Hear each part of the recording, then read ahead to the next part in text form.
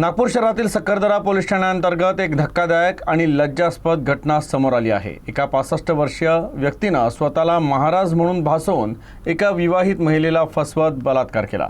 आरोपीनं जादूटोण्याचा आधार घेत महिलेच्या अडचणींचा गैरफायदा घेतला।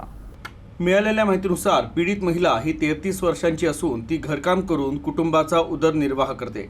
तिचा पती 15 ऑक्टोबरपासून बेपत्ता असल्याने ती मानसिक तणावात होती। याच दरम्यान एका लग्न समारंभात तिची आरोपी ताहिर बेग याच्याशी ओळख झाली। त्यानं स्वतःला महाराज सांगत तिचा पती परत आणण्याचा दावा केला। आरोपीनं महिलेचा विश्वास संपादन करून तिला पूजा करण्याच्या बहाण्यानं एका खोलीत पाठवलं। तिथे नातेवाईकांना बाहेर पाठवून त्यानं महिलेला धमकावलं आणि जबरदस्तीनं अत्याचार केला।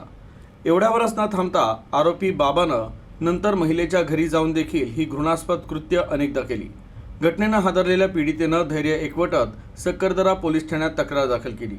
पोलिसांनी तत्काळ कारवाई करत आरोपीला अमरावतीतील डब्बीपुरा परिसरातून अटक केली। तुझा नवरा कुठे आहे? मी तुला माझ्याकडे जी शक्ती आहे त्या शक्तीच्या अनुषंगाने मी तुला शोधून देतो असं म्हणून तिच्या घरी येऊन सदर व्यक्तीचं नाव पण त्या विक्टिमला फिर्यादीला माहीत नाही आहे आणि काही पूजा अर्चा करून तुझा नवरा कुठे आहे अशी माहिती मी तुला देतो असं तिची फसवणूक करून सदर व्यक्तीच्या बरोबर त्यांनी शारीरिक संबंध केले तिच्या इच्छेविरुद्ध आणि सदर व्यक्ती तिथून परागंदा झाला, पळून गेला। सदर व्यक्तीचा जो आरोपी आहे त्याचं नाव पत्ता काहीच आमच्याकडे नव्हतं, त्या महिलेलाही माहिती नाही।